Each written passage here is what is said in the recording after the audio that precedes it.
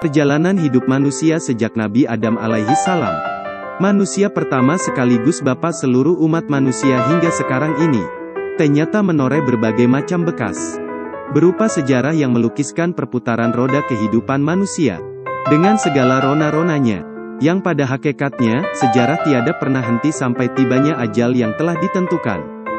Semua kejadian itu, harus kita mengerti dan kita pelajari, melihat apa yang didapat oleh kaum yang beriman kepada Allah, dan menyadari akibat dari orang-orang yang mengingkari seruan ilahi. Itulah yang dititahkan di dalam Al-Quran kepada kita, umat akhir zaman, umat pilihan, umat Nabi yang paling mulia, Muhammad Shallallahu Alaihi Wasallam, bahwa Allah menjadikan perjalanan umat-umat terdahulu itu sebagai ibrah bagi kita.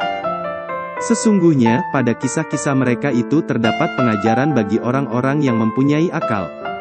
Al-Quran itu bukanlah cerita yang dibuat-buat, akan tetapi membenarkan kitab-kitab yang sebelumnya, dan menjelaskan segala sesuatu, sebagai petunjuk dan rahmat bagi kaum yang beriman. Quran Surat Yusuf ayat 111. Kita harus menyadari bahwa mereka, umat-umat terdahulu, diazab oleh Allah di dunia, dengan azab yang dahsyat, adalah karena mereka mendurhakai, membangkang, dan mendustakan Nabi yang diutus untuk mereka. Mereka mengingkari kebenaran yang disampaikan kepada mereka, meskipun telah nyata bukti-bukti kebenaran di hadapan mereka. Itu adalah yang terjadi pada umat-umat terdahulu, sebelum diutusnya Rasulullah Shallallahu Alaihi Wasallam. Adapun berkenaan dengan umat Rasulullah Shallallahu Alaihi Wasallam, ada banyak kemudahan dan keutamaan yang diberikan oleh Allah. Jika umat-umat terdahulu mendurhakai dan mendustakan nabinya, mereka segera diazab oleh Allah. Tetapi apabila umat Rasulullah Shallallahu Alaihi Wasallam yang durhaka, maka azab mereka ditangguhkan dahulu sampai suatu masa. Tetapi hal itu tidak menutup kemungkinan bahwa Allah akan menurunkan azab kepada umat ini, seperti yang pernah menimpa umat-umat terdahulu. Allah berfirman, dan Allah sekali-kali tidak akan mengazab mereka, sedang kamu, Muhammad, berada di antara mereka, dan Allah tidak akan mengazab mereka, sedang mereka meminta ampun. Quran Surat Al-Anfal ayat 33. Bagi umat Rasulullah Shallallahu Alaihi Wasallam sekarang, azab dari Allah bisa dicegah dengan cara bersolawat dan beristighfar kepada Allah. Dalam video ini saya akan menjelaskan, mulai proses bertaubat, terhindar dari api neraka hingga mengejar kedudukan tinggi di surga, melalui dua cara, yaitu istighfar dan solawat. Mana yang lebih sesuai buat keadaan Anda? Mana yang lebih utama? Sebelum saya lanjutkan, mohon bantu channel ini dengan klik tanda like, tanda lonceng dan subscribe, untuk menambah motivasi saya dalam membuat video, dan mengungkapkan rahasia di balik amalan-amalan dalam Islam, yang saya kemas secara mudah, dalam dan terstruktur. Anda juga bisa share linknya pada teman-teman di jaring sosial Anda, agar cahaya Islam senantiasa terpancar di lingkungan dan pergaulan Anda semua. Terima kasih. Taubat dan istighfar. Dari Sayyidina Ali bin Abi Thalib radhiyallahu anhu. Istighfar menggugurkan dosa-dosa seperti gugurnya dedaunan, sesuai firman Allah. Dan barang siapa yang mengerjakan kejahatan dan menganiaya dirinya, kemudian dia memohon ampun kepada Allah, niscaya dia mendapati Allah Maha Pengampun lagi Maha Penyayang. Quran Surat An-Nisa ayat 110. Pernah seseorang di hadapan Imam Ali radhiyallahu anhu mengucapkan astagfirullah. Maka Imam Ali radhiyallahu anhu berkata kepadanya, "Tahukah kamu apakah istighfar itu? Hakikat istighfar adalah derajat orang-orang yang sangat tinggi kedudukannya di surga."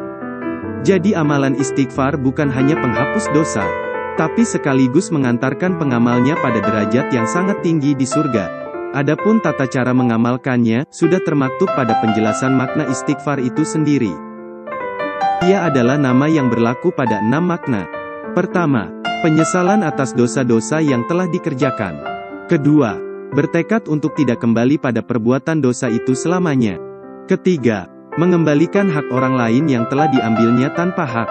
Meminta maaf pada orang-orang yang telah dizolimi, sehingga kamu berjumpa dengan Allah kelak dalam keadaan terlepas dari tuntutan sesama.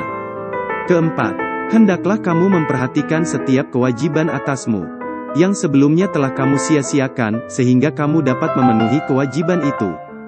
Jika keempatnya dilakukan, kita baru pada tingkatan terlepas dari azab Allah.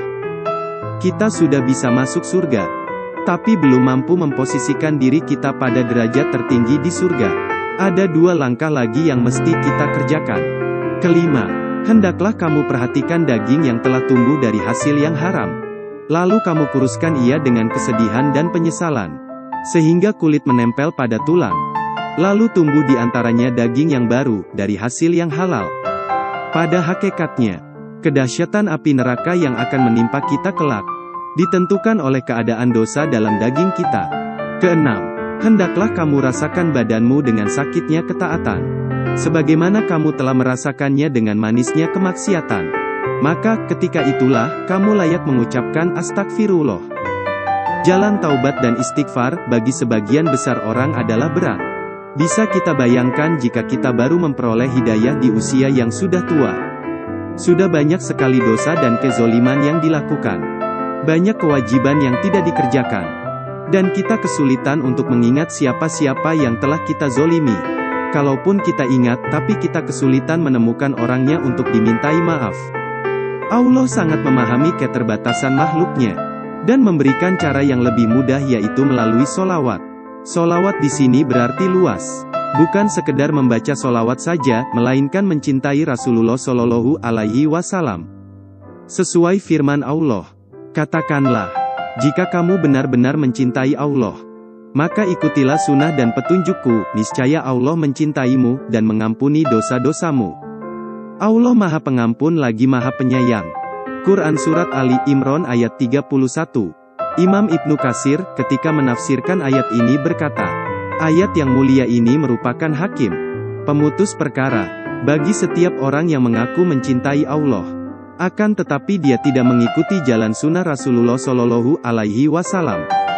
Maka dia adalah orang yang berdusta dalam pengakuan tersebut dalam masalah ini, sampai dia mau mengikuti syariat dan agama yang dibawa oleh Nabi Muhammad Shallallahu Alaihi Wasallam dalam semua ucapan, perbuatan dan keadaannya. Sebuah hadis riwayat Sayyidina Anas bin Malik radhiyallahu anhu mengisahkan tentang keutamaan cinta Rasulullah Shallallahu Alaihi Wasallam. Suatu ketika, sahabat bertanya tentang kapankah kiamat akan tiba. Rasul membalas, apa sajakah persiapan yang telah engkau tempuh? Tak ada apapun yang ia persiapkan, kecuali kecintaan terhadap Allah dan Rasul-Nya. Kecintaan itu pun berbuah manis. Engkau akan bersama orang yang engkau cintai, sabda Rasul Shallallahu Alaihi Wasallam. Demikian jalan menuju derajat yang sangat tinggi di surga melalui jalan solawat. Perbanyak membaca solawat untuk selalu mengingat Rasul dan mengikuti petunjuk-petunjuknya. Kecintaan yang akan mengantarkan kita semua untuk selalu dekat dengan kekasih Allah, Nabi Muhammad Shallallahu Alaihi Wasallam. Jika ada pertanyaan, mana yang lebih utama, memperbanyak istighfar atau bersalawat? Ataukah dibedakan antara orang yang ketaatannya lebih banyak itu lebih utama bersalawat, sedangkan bagi yang maksiatnya lebih banyak itu lebih utama beristighfar? Jawabnya adalah, menyibukkan diri bersalawat itu lebih utama, ketimbang menyibukkan diri beristighfar. Ini berlaku mutlak, terlepas apakah seseorang lebih banyak ketaatannya ataukah maksiatnya. Sesuai perintah Allah, sesungguhnya Allah dan malaikat-malaikatnya bersolawat untuk Nabi. Wahai orang-orang yang beriman, bersolawatlah kalian untuk Nabi dan ucapkanlah salam penghormatan kepadanya. Quran Surat Al-Ahzab ayat 56. Demikian hebatnya amalan solawat ini, sehingga Allah dan malaikat-malaikatnya selalu bersolawat untuk Nabi. Untuk kita pribadi, terlepas dari mana yang lebih utama, kita lebih bisa merasakan amalan mana yang lebih sesuai buat kita. Amalan yang seakan-akan melekat di hati kita, dan membawa kita pada keberkahan dari Allah. Di samping mengerjakan perintah untuk bersolawat, kita tetap harus beristighfar kepada Allah, sebagai wujud pengakuan kita pada kebesaran Allah, sekaligus mengikuti contoh dari Rasul-Nya, yang beristighfar sehari minimal 100 kali. Tentunya kita beristighfar minimum lebih dari itu. Demikian sedikit penjelasan tentang jalan menuju derajat yang sangat tinggi di surga, melalui istighfar dan solawat. Sebagai gambaran bagi teman-teman yang masih memendam pertanyaan ini, saya sendiri sudah lama mengamalkan istighfar, dan enggan berpisah darinya. Walau dalam proses pencarian ilmu, saya telah beberapa kali mengamalkan amalan yang lain. Bagaimana dengan Anda? Apa amalan tengah Anda tekuni sekarang? Terima kasih sudah menonton video saya. Semoga kita semua termasuk golongan orang-orang yang bersuci dan bertaubat. Amin amin amin, ya robbal alamin.